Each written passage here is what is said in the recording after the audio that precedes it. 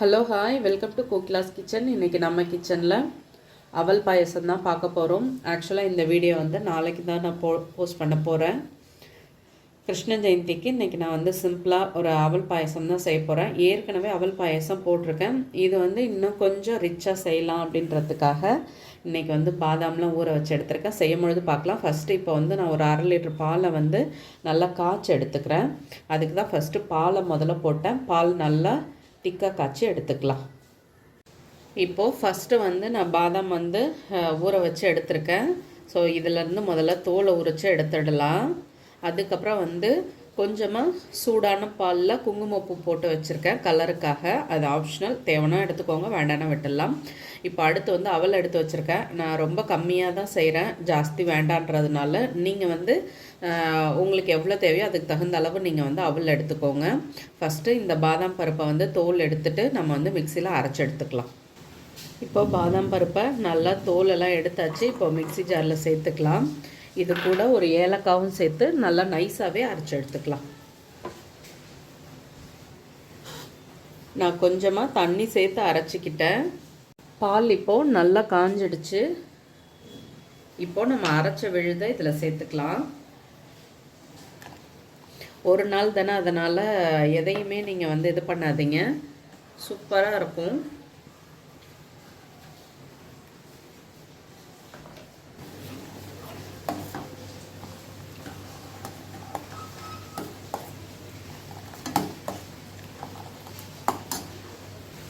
Sugar வந்து உங்களோட choice தான். நான் வந்து கண்டென்ஸ்ட் மில்க்கும் ஆட் பண்ண போகிறேன், அதனால் சுகர் வந்து திட்டமாக தான் சேர்க்குறேன்.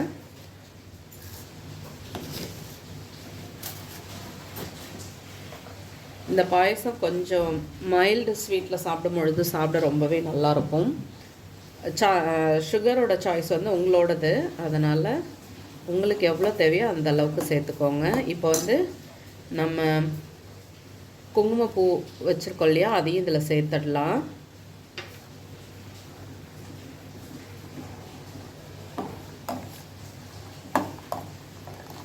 இது கூடவே நான் இப்போ வந்து கொஞ்சம் கண்டென்ஸ்டு மில்க்கும் சேர்த்துக்கிறேன்.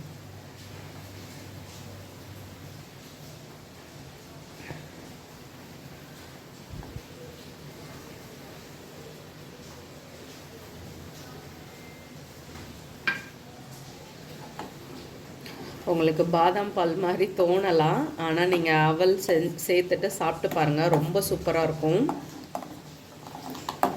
வழக்கமாக செய்கிற மாதிரி இல்லாமல் இந்த மாதிரி டிஃப்ரெண்ட்டாக செஞ்சு பாருங்கள், ரொம்பவே நல்லாயிருக்கும். இப்போது இது வந்து ரெடி ஆகிடுச்சு. இப்போது நான் எடுத்துருக்க அவலை 1 நிமிஷம் அப்படியே தண்ணியில் அலசி எடுத்துட்டு நெய்யில் வறுத்துக்க போகிறேன். இப்போது அவலை தண்ணியில் வாஷ் பண்ணிவிட்டு அப்படியே வச்சிடுறேன். இப்போது அடுப்பில் வானல் வச்சுட்டு நம்ம வந்து கொஞ்சமாக முந்திரி திராட்சை வறுத்து எடுத்துக்கலாம் நெய்யில். இப்போது கொஞ்சமாக நெய் சேர்த்துக்கலாம்.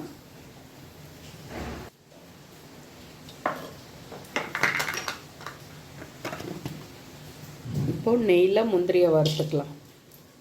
இது கூடவே கொஞ்சம் திராட்சையும் வறுத்து எடுத்துக்கலாம்.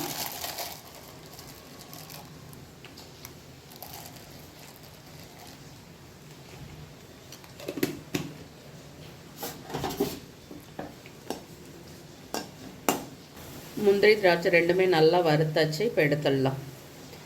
இப்போது நம்ம வந்து இதே நெய்யில், பேலன்ஸ் இருக்க நெய்யில் நம்ம ஊற வச்சுருக்க அவல் இருக்கு இல்லையா, அதை லைட்டாக இதில் வறுத்து எடுத்துக்கலாம். அவ்வளோதான், வேலை முடிஞ்சது.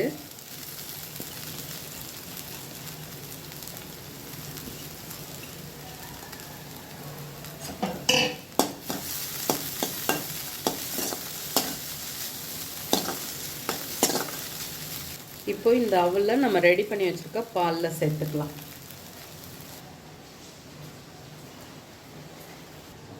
இப்போது அவல் இதில் சேர்த்தாச்சு. வேணும்னா நீங்கள் இன்னும் கொஞ்சம் கூட இதை வந்து திக் ஆக்கணுன்னா அப்படியே நீங்கள் வந்து பொறுமையாக சிம்மில் வச்சு கிளறிட்டே இருந்தீங்கன்னா திக்காயிடும். இல்லை வேண்டாம், இந்த மாதிரி இருந்தாலே எங்களுக்கு பிடிக்கும் அப்படின்னா நீங்கள் இந்த ஸ்டேஜில் இப்படியே வச்சிடலாம். இதை வந்து ஆஃப் பண்ணிவிட்டு லாஸ்ட்டாக முந்திரி பருப்பு ஆட் பண்ணுறது தான். நான் இன்னும் கொஞ்சம் நேரம் வந்து அடுப்பில் வச்சுருந்துட்டு ஆஃப் பண்ண போகிறேன். லாஸ்ட்டாக போட்டுட்டு பார்க்கலாம். இப்போ பாருங்கள், முன்னே இருந்ததை விட இப்போ இன்னுமே நல்லா திக்காகிடுச்சு. நான் வந்து ஆஃப் பண்ணிடுறேன். இப்போது இதில் வந்து முந்திரி பருப்பு திராட்சை சேர்த்துடலாம். சூப்பராக நம்மளோட அவல் பாயசம் ரெடி ஆகிடுச்சு. இங்கே பாருங்கள் எவ்வளோ நல்லா திக்காக க்ரீமியாக சூப்பராக ரெடி ஆகிடுச்சு. சுட சுட சூப்பராக அவல் பாயசம் ரெடி ஆகிடுச்சு. நீங்களும் வீட்டில் ட்ரை பண்ணி பாருங்கள், கண்டிப்பாக உங்களுக்கு பிடிக்கும். வீடியோ பிடிச்சா லைக் பண்ணுங்கள். என்னோடய வீடியோ உங்களுக்கு யூஸ்ஃபுல்லாக இருந்தால் சப்ஸ்கிரைப் பண்ணிக்கோங்க. மறக்காமல் செஞ்சு பார்த்துட்டு உங்கள் கமெண்ட் சொல்லுங்கள். தேங்க்யூ.